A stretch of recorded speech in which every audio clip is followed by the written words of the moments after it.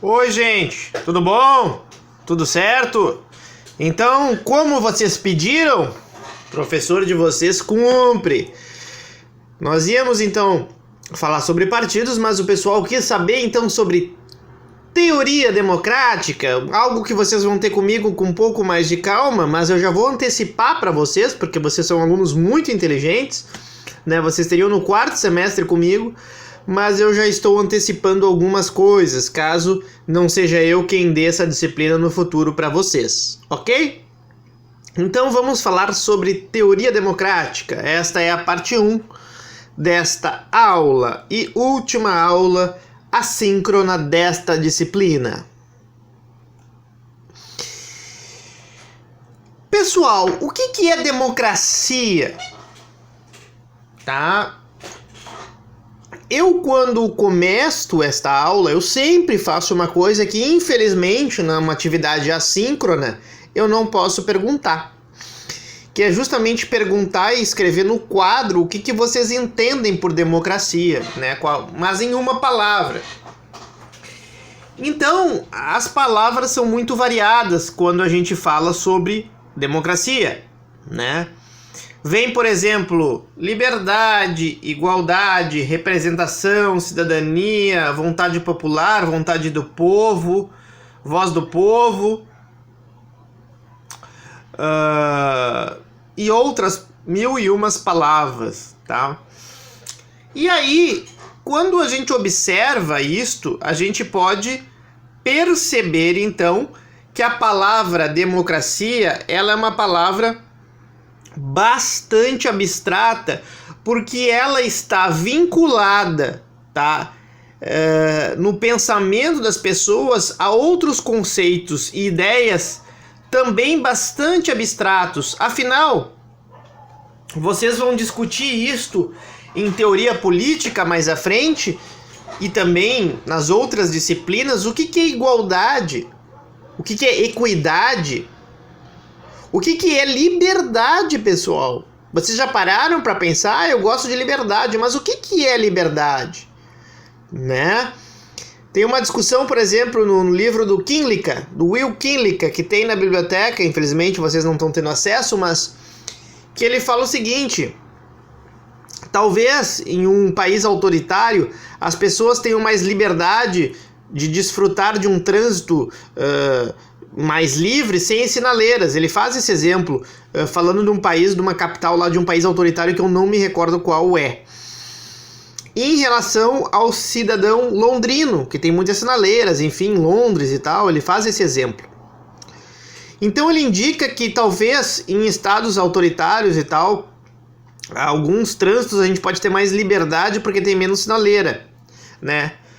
E o cidadão londrino nós temos menos liberdade de circular em Londres ou em uma cidade como São Paulo, por exemplo, porque deve ter bastante sinaleiras, né? Evidentemente, ele vai mostrar para nós que algumas liberdades, como as liberdades políticas, são mais importantes. Já pensaram sobre isto? Então existem diferentes tipos de liberdades, algumas das quais a gente não pode abrir mão, como a liberdade política, porque uma vez sem liberdade política, a gente deixa, né, de tomar as próprias rédeas do destino, e então a gente acaba por ser escravo das vontades de elites, não é isto? Então, o que eu quero dizer com isso, pessoal? Tomem cuidado sempre, porque na aula passada, síncrona, nós falamos sobre isso e muitas vezes foi qualificado por alguns colegas, porque democracia deveria ser isto, democracia deveria ser aquilo. Democracia não é algo simples, não é algo fácil, não é algo dado, né? É algo que tem que ser discutido e é algo que eu vou tentar demonstrar curtamente, num período curto nessa aula, que realmente existem algumas dificuldades na compreensão da ideia de democracia. Ok? Então, a democracia, ela tem, como eu disse para vocês, ela é um conceito polissêmico, ou seja, tem vários sentidos. Ela pode ter algumas compreensões. Alguns acham autores bastante importantes como Schumpeter, vocês talvez vão ler ele ao longo do curso, Joseph Schumpeter, que diz o seguinte: a democracia nada mais é que uma metodologia, anotem aí, um método, né, de escolha ou de seleção de líderes políticos. Nada mais do que isto. Então, na medida em que a gente consegue fazer um processo político onde a gente tem uma metodologia clara nas escolhas dos nossos líderes políticos, né, a gente então tem um sistema democrático, uma definição chamada definição minimalista da democracia. Minimalista, ok? Alguns acham que democracia então é um valor universal a ser praticado. Mais do que um sistema, é um valor moral onde nós devemos democratizar, digamos assim, todos os países, todos os lugares, todos os sistemas políticos, até mesmo dentro dos próprios países, como estados, prefeituras, comunidades, porque isso é um valor moral que nós devemos considerar. Tá?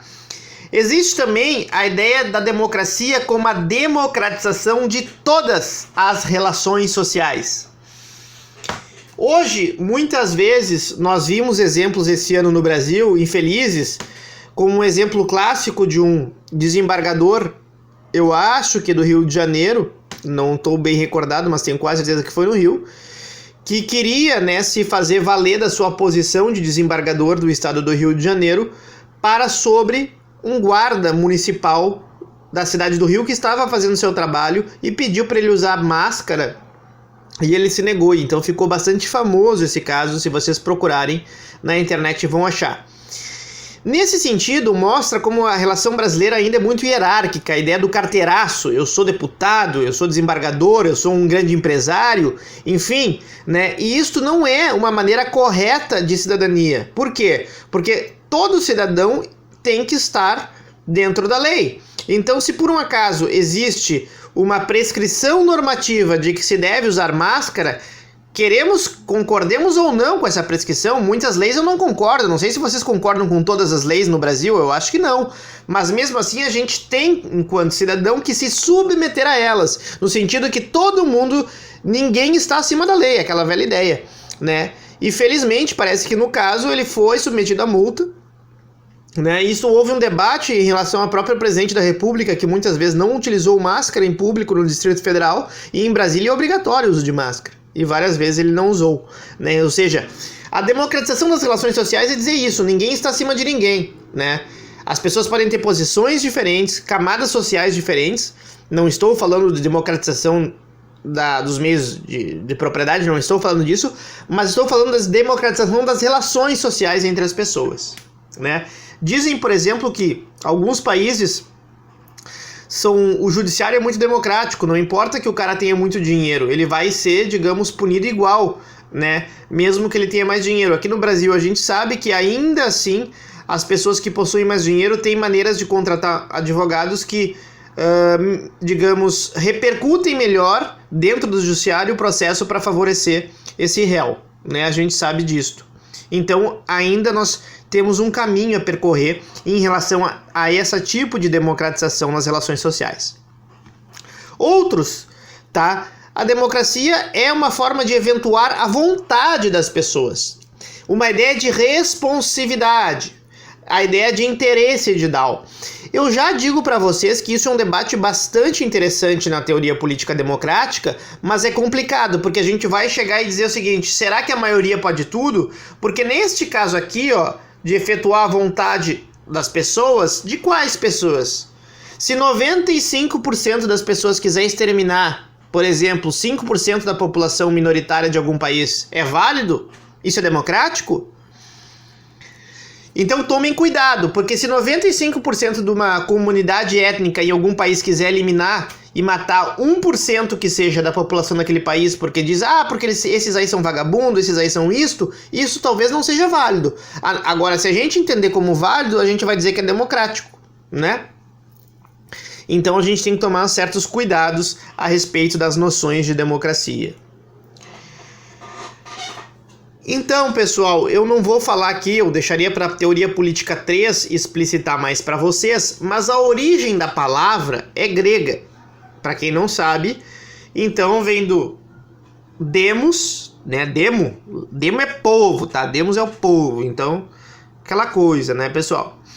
E crácia é ou poder, ou governo, ou autoridade. Eu não sou fluente em grego, ainda mais grego antigo, tá? Mas em geral significa estas palavras semanticamente, né? O mais próximo que a gente há na tradução é governo do povo, poder do povo ou autoridade ao povo. Algo ainda muito abstrato, evidentemente. E o contexto, tá, do surgimento da democracia era aquelas polis gregas. Vocês estudaram isso em história, né? Antes de Cristo, que foi a época de Platão, foi a época de Aristóteles.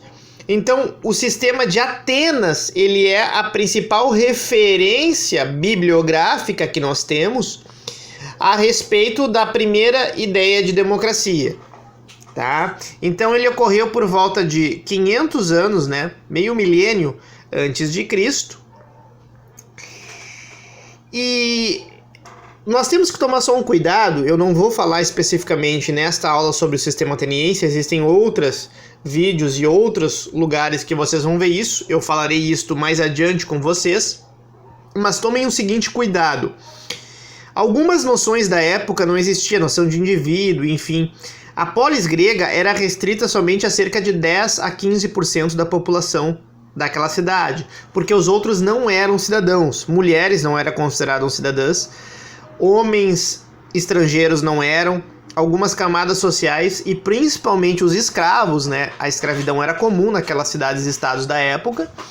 Eles não eram considerados, então, cidadãos e não tinham esse direito à participação, tá? Então, lembre-se que a origem da palavra é de uma democracia direta, de uma democracia que não tinha representação. As pessoas iam lá, votavam, enfim, etc. Votavam diretamente, né, nas questões da cidade, não em um representante. Essa noção de representação ela é muito mais atual, que é uma ideia que vem desde o parlamento inglês, ali nos séculos XII, século XIII, foi se desenvolvendo depois de muitos séculos, né, ser ligado a essa noção de representação, ok? Então lembre-se disso, né, nessa primeira parte da aula, né? A democracia é um conceito muito vago, que é uma discussão muito difícil, envolve várias compreensões e que a origem da palavra é uma origem grega de democracia direta e não igual à nossa democracia, ok?